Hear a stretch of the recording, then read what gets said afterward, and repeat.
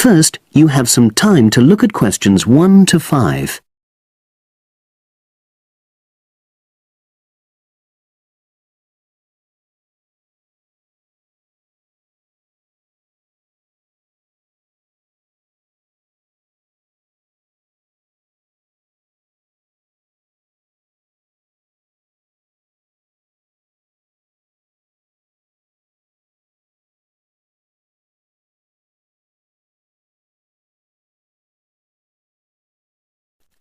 Now we shall begin.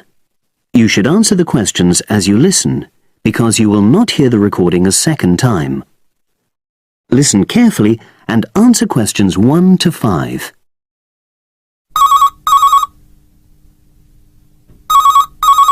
Pinder's Animal Park, hello. Oh, hello. I'm ringing to ask whether you have any jobs available. What sort of work are you looking for? Is that permanent or part-time or...? Actually, I'm just looking for temporary work. I'm a student. Oh, right. I'll just get a form and ask you a few questions. Then I'll pass your application on to our recruitment section. Is that okay? Fine, thank you. So, starting with your name. It's Jane Lammerton. Is that Lammerton?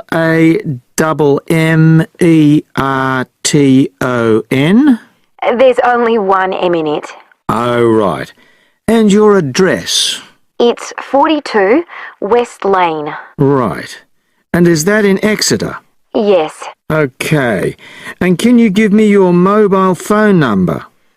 07792 430 921.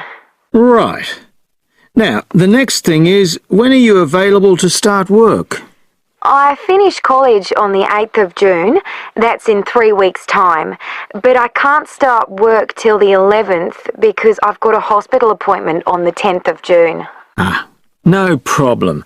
Now, I need to ask you a few questions about the type of job that might be suitable. Do you have any particular kind of work in mind? It doesn't necessarily mean that you will get work in the field that you want, but I can record your preferences.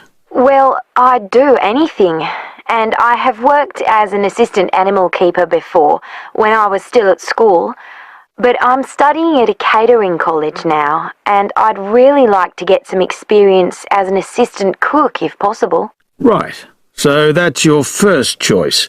Have you done that kind of job before? No, but I've helped my aunt sometimes. She runs a cafe in Exeter.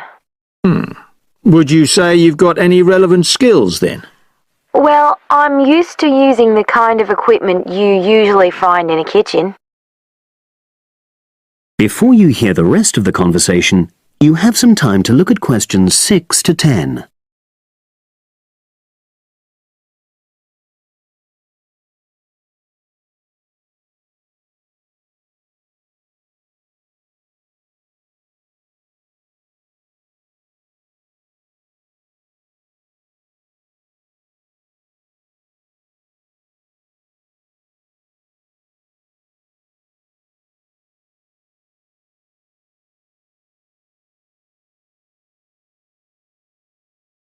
Now listen and answer questions 6 to 10. Okay, and I know you're still studying, but do you already have any qualifications related to that kind of work? A hygiene qualification, for example? I haven't, no, but I've got a certificate in food handling. I did it before I decided to become a full-time student. Fine. Okay, that means you wouldn't need any specific training if you did get the kind of work you wanted. But you'd have to do a short course on first aid. All our new employees do that. It just takes half a day, and most people find it generally useful. Oh, yes, I'm sure it is. Well, that's about it, really. Just one last thing. Can you give me the name of someone who would give you a reference? Like a previous employer, or...? Oh, yes. You can put Dr. Ruth Price. Okay. Is that one of your college lecturers? She's my college tutor. She's known me for over 2 years, and I'm sure she wouldn't mind. In fact, she's given me a reference before. Fine. We'd probably contact her by phone. Do you happen to know her number? I've got it on my phone, yes. It's 0208 685 114. That's a landline. Good. Well, as I say, I can't promise anything, but I'll pass your application on, and you should hear in a few days. Is there anything else? Just one thing. I suffer from a particular type of colour blindness, and sometimes employers have to make special arrangements for that. Okay, I'll make a note of that. It won't be good that you've made us aware of it. You can provide us with more details if you're offered a job. Okay. Thanks very much. Bye. Bye. That is the end of section 1. You now have half a minute to check your answers.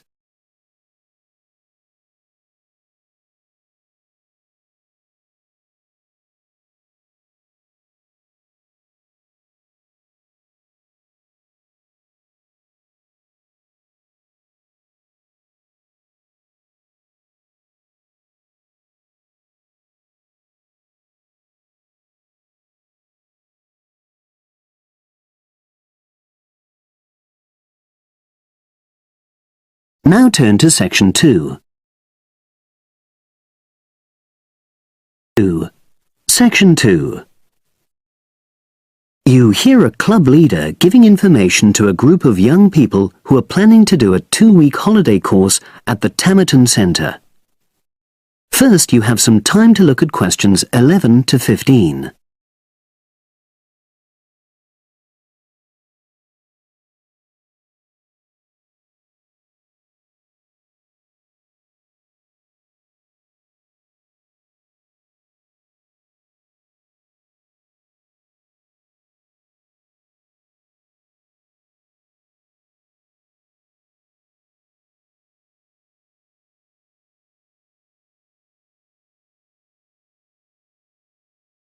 Now listen and answer questions 11 to 15. Hello, everyone. I've been asked to talk to you this afternoon about next month's trip to Tamerton Study Center for the 2-week course. Now, some of the things I'm going to say you may have already heard or read about, but I think it's important to emphasize a few key points. First of all, it's worth reminding you why Tamerton was set up in the first place, in the late 1960s. That was really before all the concern with preserving the environment, which everyone talks about these days. The idea was simply to get people out of the cities and into the country, and to find out that just being outdoors can be very rewarding. This is not going to be a holiday in the usual sense. It's called an adventure course because you'll really be stretched to your limits, but that in itself can be a positive thing.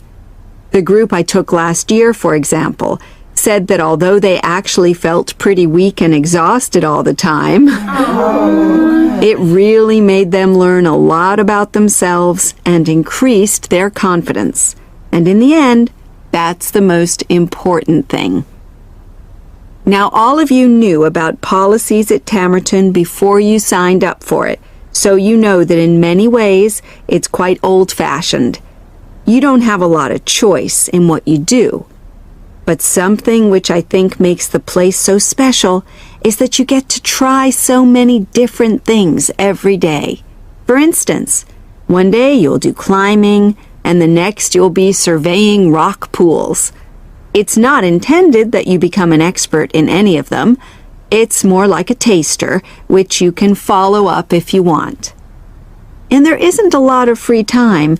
Organized activities and talks, etc., go on until 9 p.m., and lights go out at 11 p.m. There are table tennis tables with all the equipment and board games, though I have to say the pieces often go missing, so it's a good idea to take your own. There's a DVD player with a good selection of films suitable for this age group, so don't take yours. Bedtime at 11 p.m. is strictly enforced, and there's a good reason for this.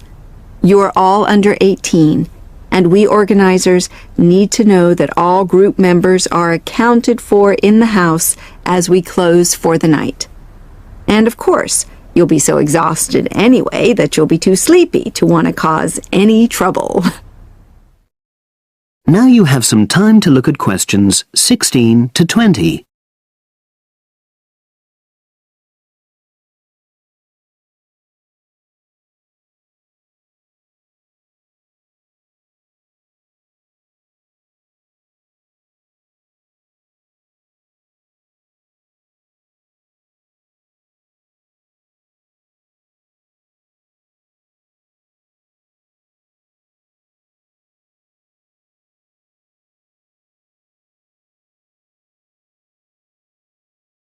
Now listen and answer questions 16 to 20. Now, what should you pack? The information sheet tells you a lot about what clothing to bring. But what about other things? Well, Tamerton House has its own small shop, but anything there is several miles away, so you won't have many opportunities for buying supplies. So in this last part of my talk, I'm going to explain what objects you should take with you to the center, what you can take if you want, and also, very importantly, what you cannot take. Several of you came up to me before this talk and asked whether you can take things like kettles or hair dryers. The answer is, there are plenty of these electrical appliances available in the center, and they are of the proper voltage and are checked regularly. Yours may not be, so the rules at Tamerton say you can't bring them into the center because it's considered a fire risk. Remember, it's a very old house. Now another question was about cell phones. Although you definitely can't have them on during inside talks, you equally definitely need them when you're out on exercises. So they're a must, I'm afraid. Anybody who wishes to talk to me about borrowing a phone for the fortnight, please see me after this talk. Now, the weather's heating up at the moment, and you'll be outdoors a great deal. If you wear proper clothing, especially a hat, sun cream is optional. Also, they sell high-factor cream in the shop, so you don't have to take any of your own unless there's a special kind you use. Now, there's a special note about things like deodorants, which come in aerosol cans. I need to tell you that these are banned in the center because apparently they have the habit of setting off the fire alarms. If you want to take an aerosol can, you'll actually be at risk of being told to leave. And finally, people have been asking about whether they need to take towels. Well, the center does provide 1 towel per guest, which you're required to wash yourself. If you're happy with that, then don't bring another. If not, take one of your own. But just remember how much outdoor exercise you'll be doing and how dirty and wet you'll be getting.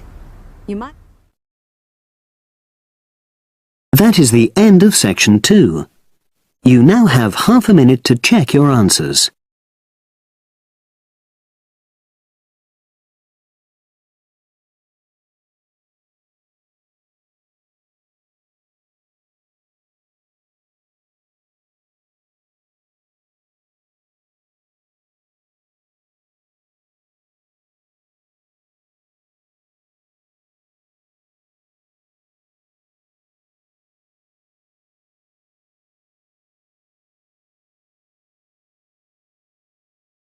Now turn to Section 3.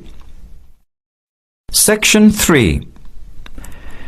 You will hear a student, Penny, talking to 2 friends, Ray and Louise, about a television competition Ray has entered called Travel Documentary. Before you hear the conversation, you have some time to look at questions 21 to 26.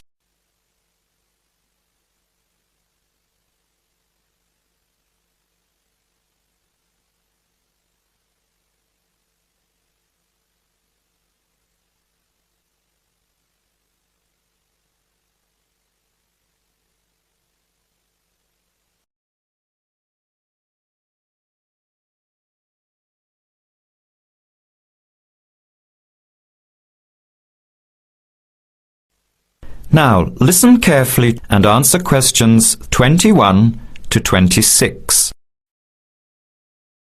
Hi, haven't seen you two in ages. What have you been up to? Hi, Penny. Ray is really excited. He's just been shortlisted for travel documentary. He could be off travelling around the world for 3 months. Travel documentary? What's that? You've never heard of it? Don't you watch TV? Well, actually, no, hardly ever. Especially since I've started working on my thesis. I don't have time to breathe, let alone watch TV. So what's this all about, Ray? Well, actually, it's a competition run by public TV. It involves my two great loves, travel and filmmaking. Is it that program where people are sent around the world making documentary videos? I have heard of it. Fantastic! So you've been chosen? Not yet. I'm one of 34 selected for an interview next week, so I've made it through the first cut. Yeah, there were over 200 applicants from around the country. Pretty amazing, hey? Well, I've been lucky so far. What's the next stage? 13 are chosen from the interview to do a 4-week training course in documentary filmmaking. Then, the 8 finalists get sent off with a video camera to travel around the world. Sounds incredible. What's the catch? The catch is that every 2 weeks you have to send in a 10-minute video from a different part of the world. It's broadcast on TV along with the work of 3 of the other competitors and judged by a panel of experts and the TV audience.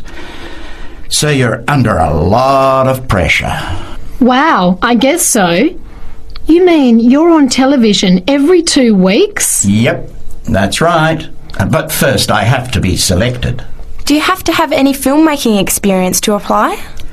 Some background in photography or video making helps, but you're not supposed to be an expert. In fact, you can't apply if you've already worked in filmmaking. We all get the same 4-week course, so we start with the same skills. Can you go anywhere in the world you want? Each competitor makes up his or her own travel plans and has to get them approved. Before the conversation continues, you have some time to look at questions 27 to 30.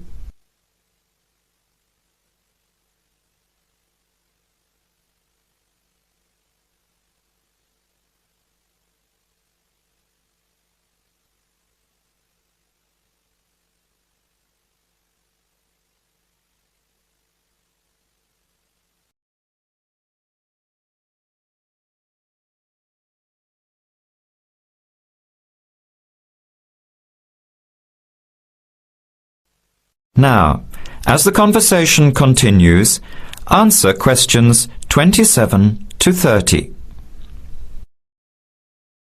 Have you talked with anyone else who has done it? As a matter of fact, just last week, I met Sarah Price, a girl from here who did it last year. What did she have to say about it? She said it was the most amazing experience of her life, but it was really tough at times. I think you'd have to be really brave to take off like that alone with so much responsibility. It's not like going on a holiday, is it? No. 2 weeks in a country, often where you can't speak the language, to find a story, film it, organise all the editing. Then you're off to a completely different part of the world to start all over again. Pretty exhausting, but exciting too. What a way to see the world. What about Sarah Price? Did she have any bad experiences? She said the worst part was when she got some mysterious fever in Mongolia and thought she might have to be sent home. Fortunately, it got better, but she said it was scary to feel really ill when you're alone so far away. So what made you want to apply? When I saw the program on TV a while ago, I thought, this is for me. I've always wanted to travel, but needed to work for a year before I could even think about it. Then a new series started up. I thought, now's my chance. Don't you think you'll be lonely? I don't think I'll have time to be homesick. I'm more worried about having too much to do and not enough time to get things organised. So we might be watching you on television in the next few months. I hope so, if I'm lucky. When will you know for sure? They choose the final 8 in March. A month later, you're on your way. So do you have to pay anything? Nothing. It's all paid for. Course, camera, flights, accommodation and in-country travel. The budget is pretty tight though. No extras. I sure hope you get it. Then I'll be finding time to watch at least one program on television every week. That is the end of section 3. You have half a minute to check your answers.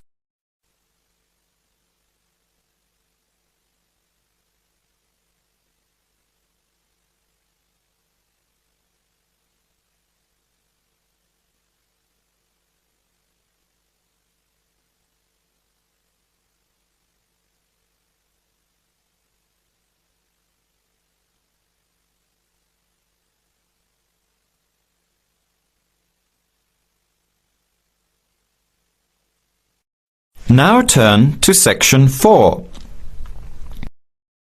Section 4. You will hear a talk given by Kate Tomerlin on the history of technology. First, you have some time to look at questions 31 to 33.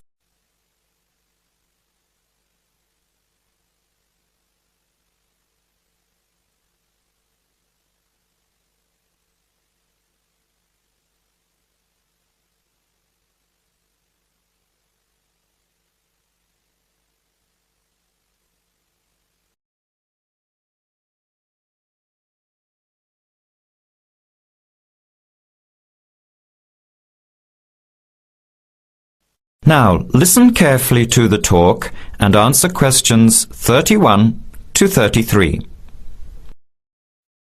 Our talk today in this History of Technology series is about a feat of anti-engineering from the late 19th and early 20th century that is still very much with us today and that is linked with the history of the typewriter. It's the QWERTY keyboard. What, you might ask, is QWERTY? Well, have a look at the nearest typewriter or computer keyboard. If you look at the top row, you will see that Q, W-E-R-T-Y, are the first 6 letters. Did you ever think when you were learning to type about why the letters on the keyboard are distributed the way they are? Here's the story. It all has to do with the history of the typewriter. Typewriters existed since the early 1700s, but the first commercially practical system came into being in 1873. The typewriter is one of America's greatest unsung inventions. While the telephone, automobile, and airplane sped up communications and transportation, the typewriter did the same thing for the written word. But few people paid much attention, possibly because they were too busy reading what the typewriter had written about all the other inventions. The first typewriters had the keys laid out in alphabetical order, but this system had problems. Some keys that tended to be typed together were physically close. This made the type bars hit each other and get stuck. Typewriters in 1873 jammed or got stuck if the keys next to each other were hit in quick succession.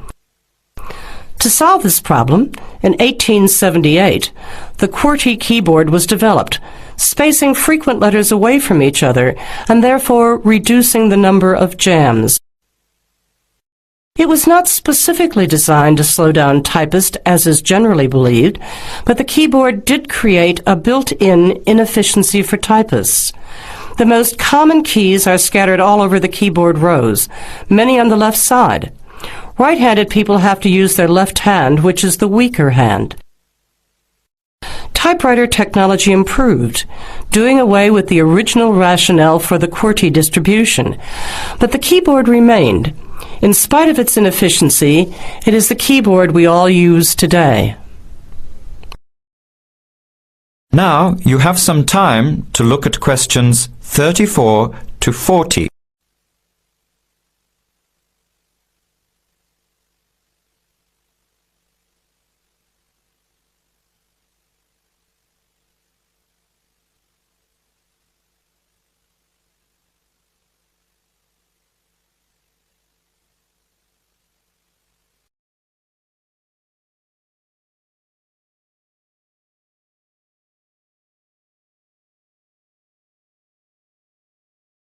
Now listen and answer questions 34 to 40. Already back in 1932, there was a solution to the problem. Efficiency expert August Dvorak came up with a new keyboard layout. His home row consisted of A, O, E, U, I, D, H, T, N, S, which includes all of the vowels as well as the most commonly used letters. On this keyboard, over 3,000 words can be typed using only the home row. In fact, 70% of all the work can be done on the home row, 22% on the row above, and 8% on the row below. The QWERTY keyboard allows only about 50 words to be typed without reaching for other rows. In addition, on Dvorak's keyboard, the right hand handles 56% of the workload and the left handles 44%, just about the opposite of the division of the QWERTY keyboard. This is an advantage for most right-handers. The Dvorak keyboard increased accuracy in typing by almost 50% and speed by 15 to 20%. How much labor did this Dvorak layout save? In one study, a group of typists was evaluated in the use of both keyboards. Those using the Dvorak keyboard moved their fingers just about 1 mile on an average day, while those who used the QWERTY keyboard moved their fingers an average of 12 to 20 miles. The superiority of the Dvorak keyboard was clearly established. However, it has never been adopted as the keyboard of choice. Why? First of all, bad luck and bad timing on the part of the Dvorak team. First, there was the Depression. Not a good time for introducing change. But the main factor that worked against the Dvorak system was habit. People were used to the QWERTY keyboard. Computers today could easily switch the arrangement of letters to the Dvorak layout, but it seemed that because of habit, the QWERTY layout remains dominant. People felt comfortable with the keyboard they learned on, so it was the established patterns of hundreds of millions of typists, manufacturers, typing teachers, and typewriter salespeople that have crushed all moves toward keyboard efficiency for over 70 years. It looks like QWERTY keyboard may be with us for a long time yet. That is the end of section 4.